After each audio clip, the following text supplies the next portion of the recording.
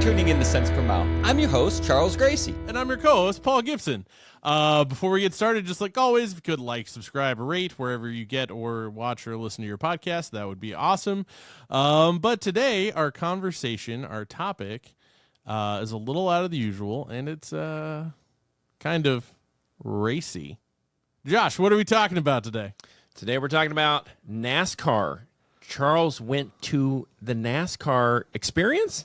Is that what it is? Oh, man, it was fantastic. It was different. Anything that you thought it was going to be, it turned out to be way better. Yeah? So who all was there? So it was myself on behalf of Cents Per Mile. It was Timothy Dooner from Freight Waves. It was Chris Gonzalez from F2F and Cody Bullock from Clean Harbors. Nice. Very cool. The goal here was to see who's the fastest in logistics. Yeah. So I'm assuming you took first, right? Because if you ain't first, you're last. Where'd you come in, Charles? Well, we'll get to that a little later on. Okay. That tells your answer right there, folks. All right, so tell us about your experience. So you pull up. What's up? Yeah, so from the time you pull up onto the track to park your car in this little gated area, you're like driving into the track where normal folks aren't going to be able to go. You got the track around you, and you're just seeing this giant track, all these seats for the spectators empty, and the Atlanta Motor Speedway was where we were at, and it's just kind of a build of anticipation. You get there, we all kind of congregated outside the door. They let us in. We watched the safety video because, safety first. They want us to make it out of it alive so we can tell people about it. They fit us for our jumpsuits. There's another safety video, or not video, safety speech once you get onto the track, and then they pair you up with the car based on your size because these are normal NASCAR cars. They're nothing toned down. There's nothing different. Several times in the video, they remind you, like, if you do this, you will crash. If you do this, you will crash. What happens if you crash? Are you responsible for that vehicle? No, but you also sign a release of liability, so they're not responsible for you. So I think it's a fair trade-off. Okay, all right, okay, all right. It's kind of in the interest of self-preservation. So what you're telling me is that they just let it happen, and they risk the car because they think that you'll risk dying. Yeah, it is a true NASCAR experience because when you're getting on there and you're waiting there, you're in your suit. We were on a hot day in Atlanta, so I mean, hot suits, hot Atlanta. You see the emergency responders right there in the center of the track. You see the emergency firefighters right there in the track in case something did happen. You have the NASCAR lined up for those people doing that, and then the Indy cars for those. And they just kind of let you go, and you're not out there by yourself. Originally when this was kind of pitched and presented to me, I'm like, oh, I'll be on a track by myself driving circles. This is cakewalk. And then I get out there, and I'm like, oh, no, there's actually other people. So it's just like driving a truck. If I'm out there, I don't have to worry just about me. I have to worry about everyone else. Except for you're going incredibly faster. Yeah, I mean, trade-off. Yeah. I don't have 80,000 pounds. That's Instead, true. I'm just going 130 miles an hour. That's true.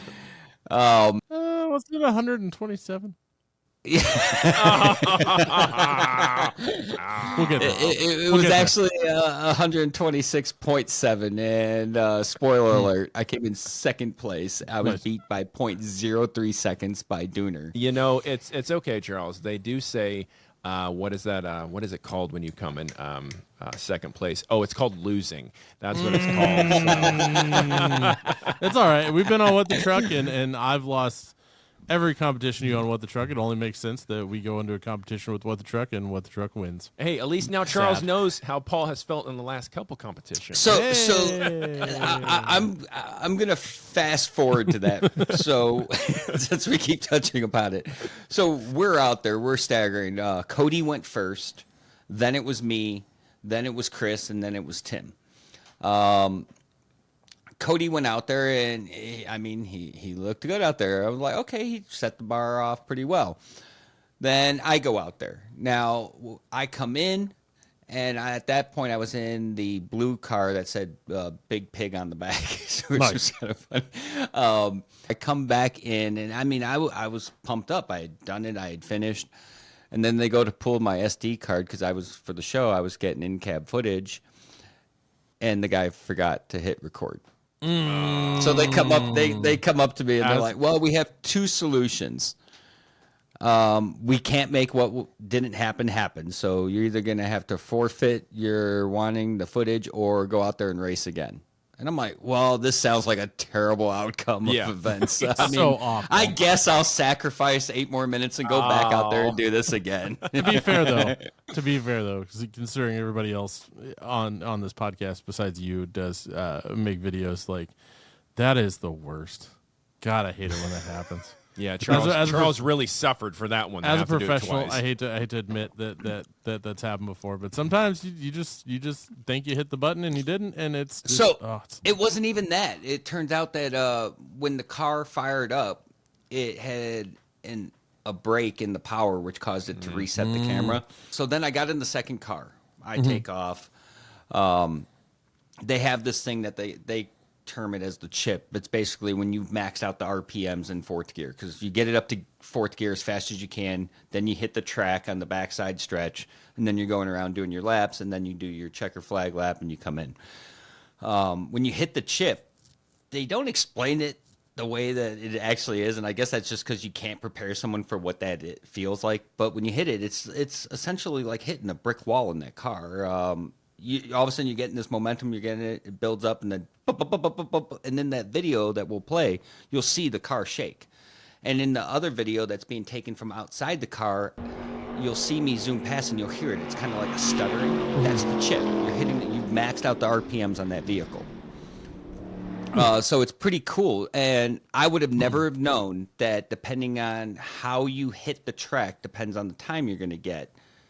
It's not just about putting the pedal to the floor, because I had that pedal down the whole time, but there's actually these sets of lines that are about yay big. They run in pairs throughout the track.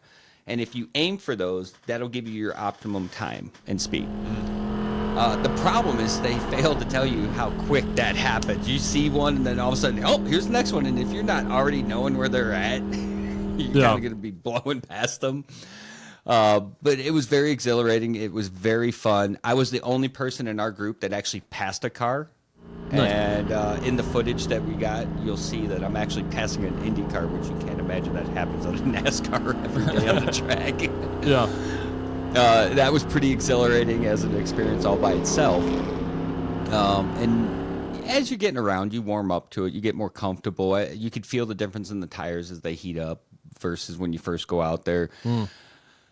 After that, Dooner and Chris went, and Dooner came in first place. Then I came in second. I got beat by him by 0.03 of a second. And then I beat Cody from Clean Harbors by 0.03 of a second. Nice. And then he beat Chris by 0.05 by 3 seconds. Yeah. Well, I mean, and we have some footage of Chris talking trash, right? We do. So, obviously, I ended up with honorable mention today with 2 miles less than the revs per hour. But the one thing I could say is I think I'm the only one here that could drive an 18 speed. So y'all just shove it! Leading up to that, what was really funny is the 2 people that came in first and second were the 2 people that were most nervous of the experience. One, I'm very risk adverse. Anything that could cause physical harm, I'm like, is this where I'm weighing out if it's worth it? And Dooner, he hasn't shifted anything other than stations for over 10 years. So he was worried about that. I was worried about, just this is new. And then Cody and Chris are over there just boop, boop, boop, boop, boop, talking shit the whole time. And it was fun. And then they came in third and fourth place. Nice. Yeah, it's like karma. Afterwards, getting out and talking about it, that's where you started to realize that everyone's experience was slightly different, but very much the same. It's very exhilarating. It's nothing you would expect.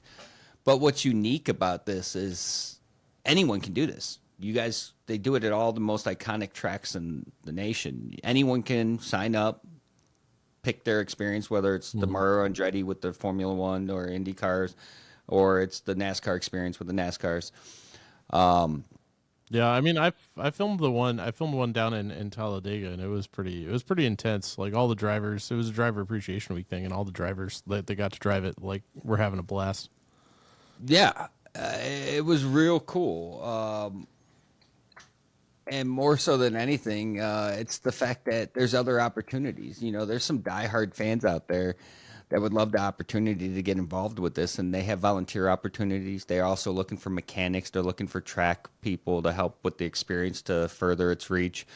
So if you go to the NASCARRacingExperience.com and check out, they have opportunities there for employment. They have opportunities to volunteer, and then that's also where you can go and check it out to see where you would go to sign up. Well, I mean that sounds pretty fun. Maybe I'll get to do it one day.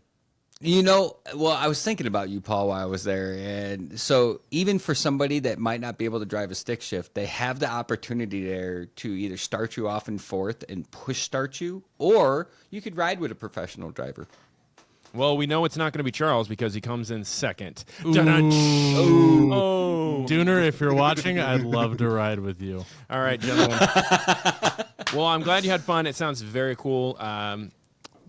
So if anyone's wanting to check it out, where are they going again, Charles, to find this awesome experience? Yeah, so you're going to go to www.nascarracingexperience.com. You can see their different opportunities for employment, volunteer work, or to sign up for the experience yourself. And we'd love to hear about it. Very cool. Awesome. All right. Well, I have a magic trick. It's time for the recruiting game. But first, we're going to do a wardrobe change. 1, 2, 3. It's time for the recruiting game, where we have a driver and a mystery carrier. That mystery carrier then pitches the driver. The driver then asks the mystery carrier questions and rates them on a scale of 1 to 5 trucks. All right, so for this episode of the recruiting game, we are joined by Hakeem. Hakeem, welcome to the show. Thank you. Thank you for having me. All right, Hakeem, you know, we always like to get a little bit of information on our drivers. So can you tell us where you're out of and how long you've been driving? I've been driving for 6 years, and I'm out of Cleveland, Ohio. Been doing semi-tractor trailer. Nice. So you're out of Cleveland, Ohio. You've been doing this for 6 years. I imagine you've heard tons of recruiting offers. Tons. Lots of. Well, we got one more for you today. So we're going to bring out our mystery carrier. And our mystery carrier is going to put their best foot forward of what they have to offer, and we're going to play the recruiting game. So are you ready?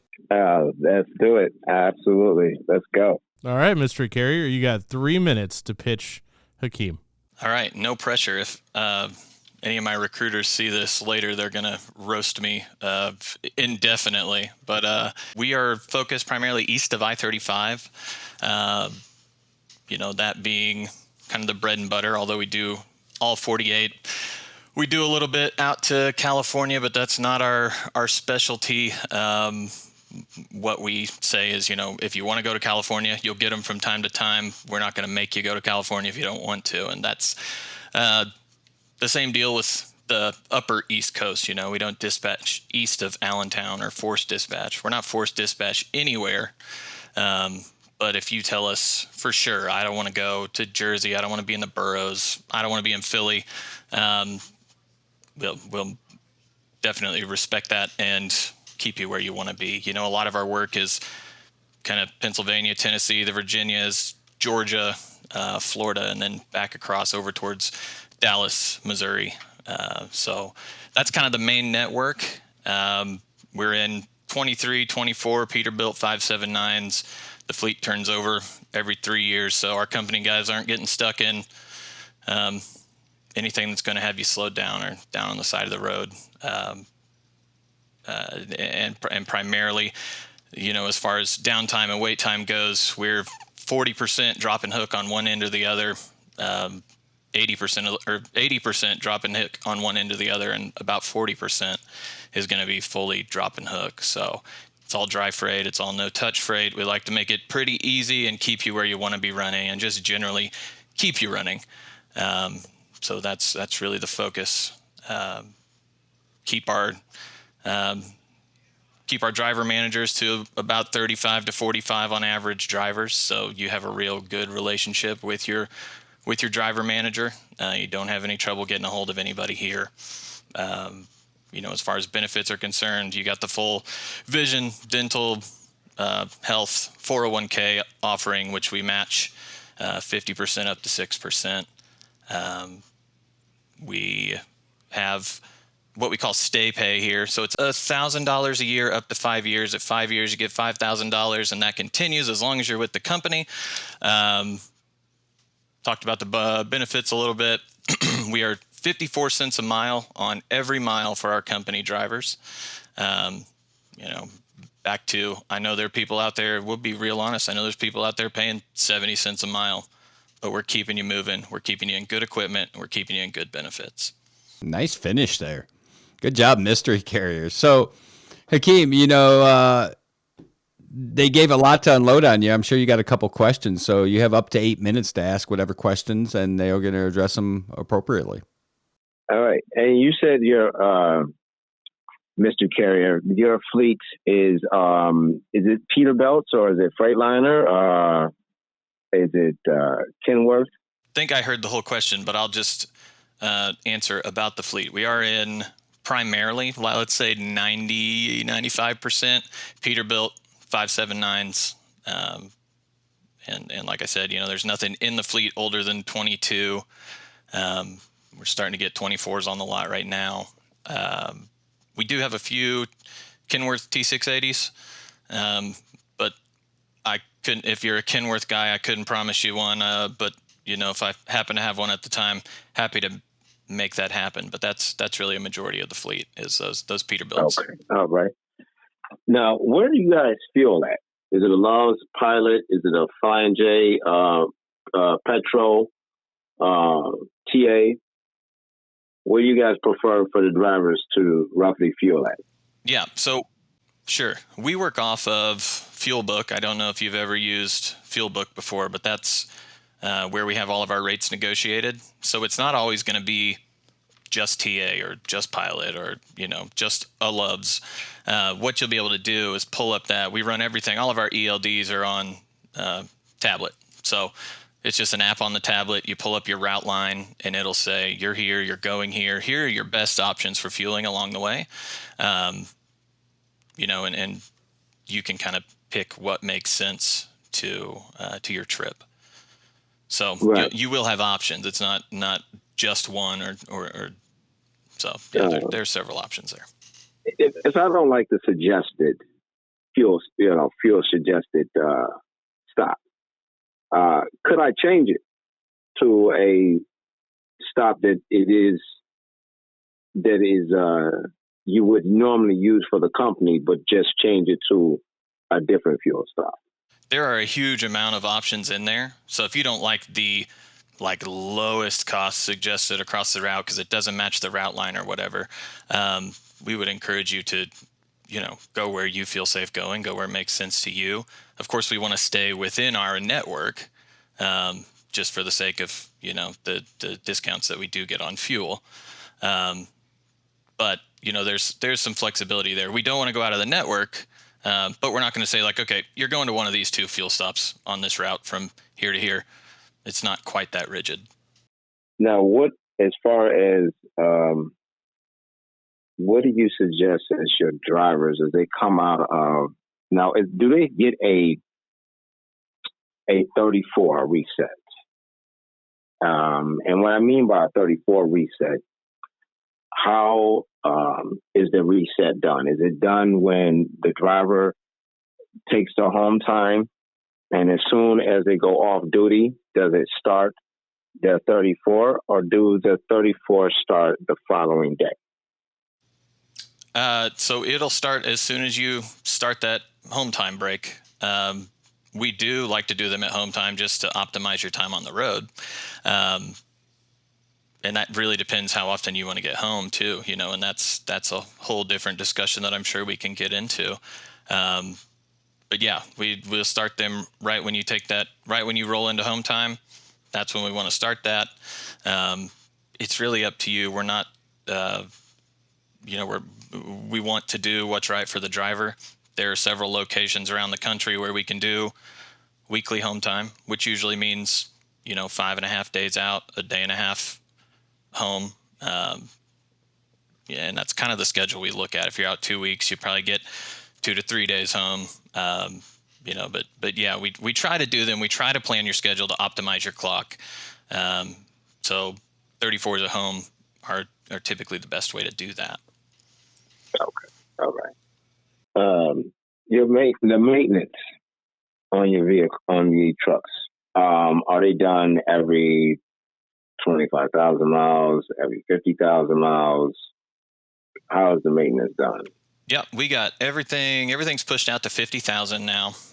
We have a full shop, our own maintenance shop, but those guys, we do that because we've got them down to a pretty quick turn time where you're not waiting in line.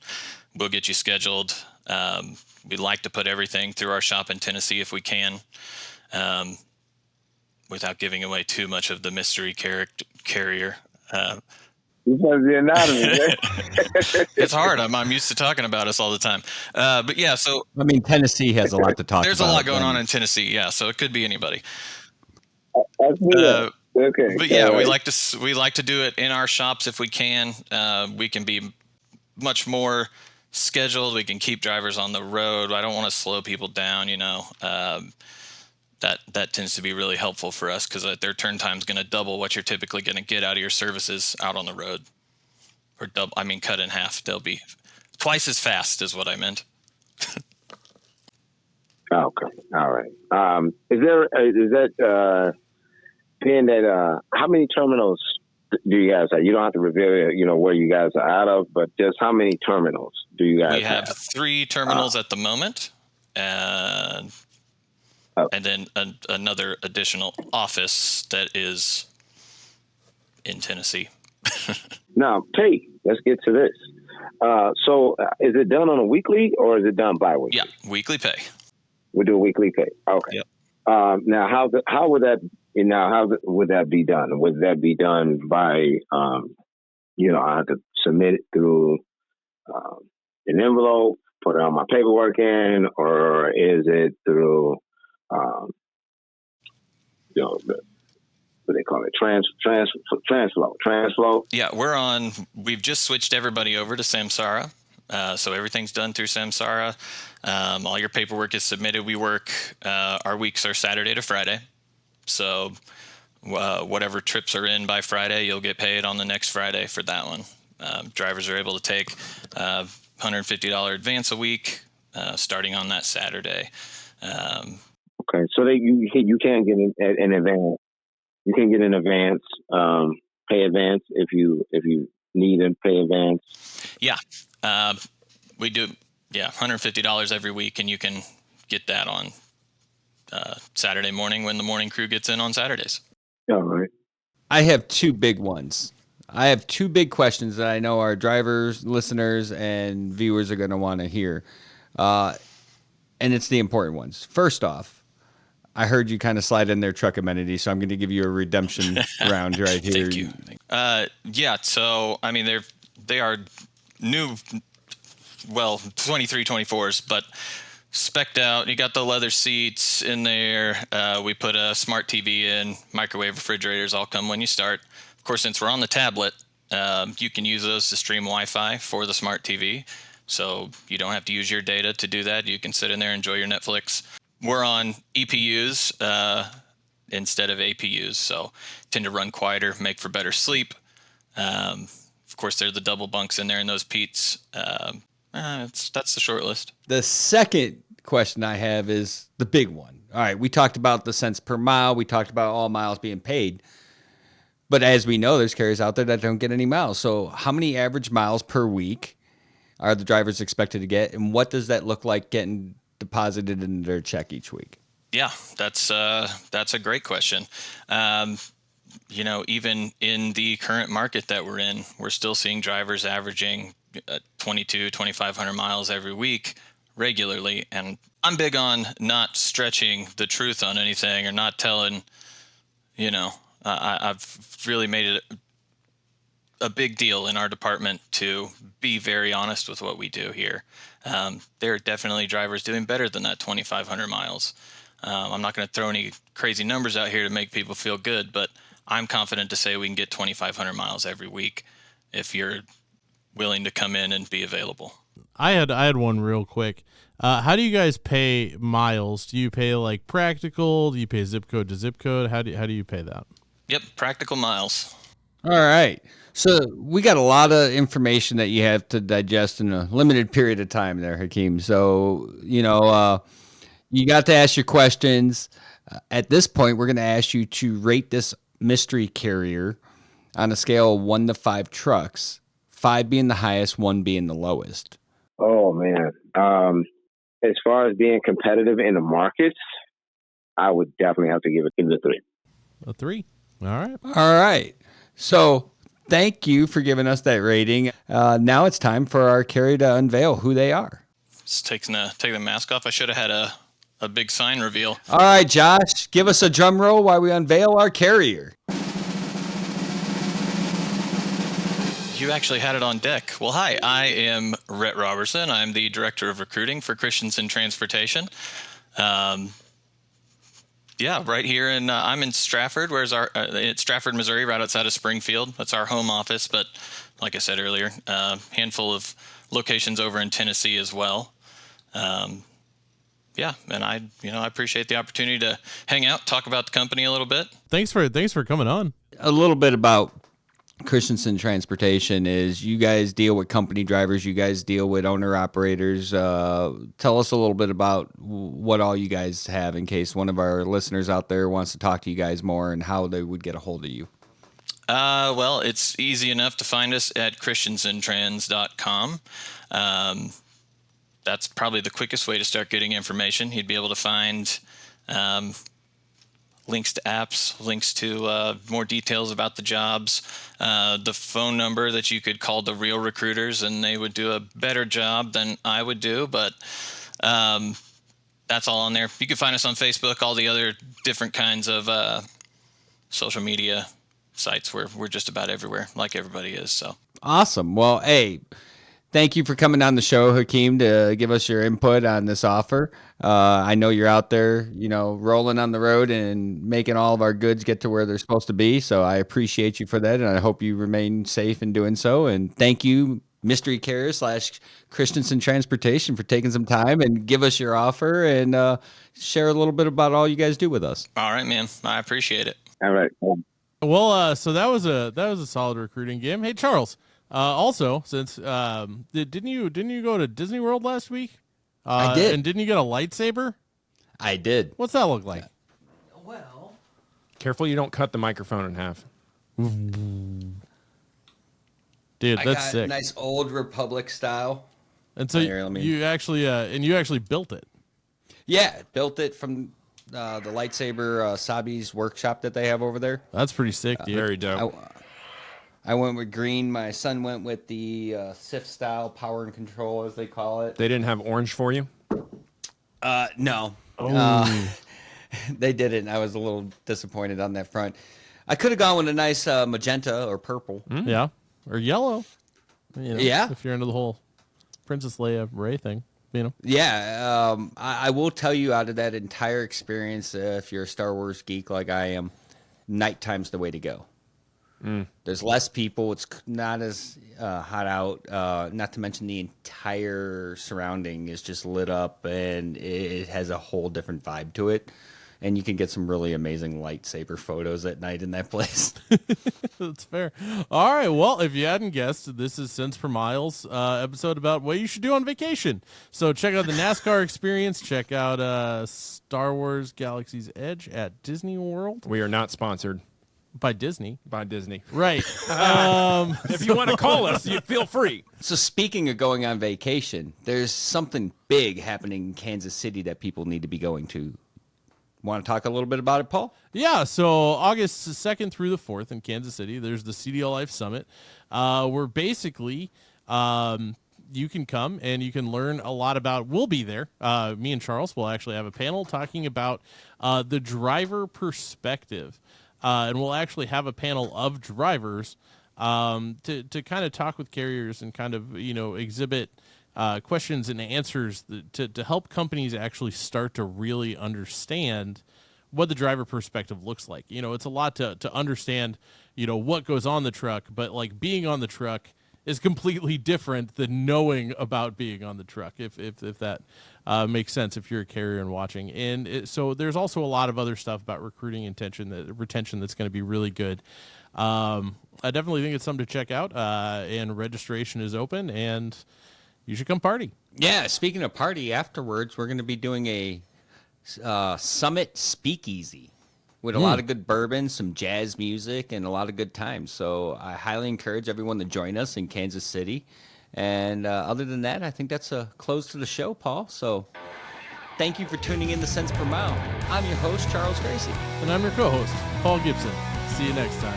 Should have had Charles gone second because that's what he comes in. So. I'm leaving that in.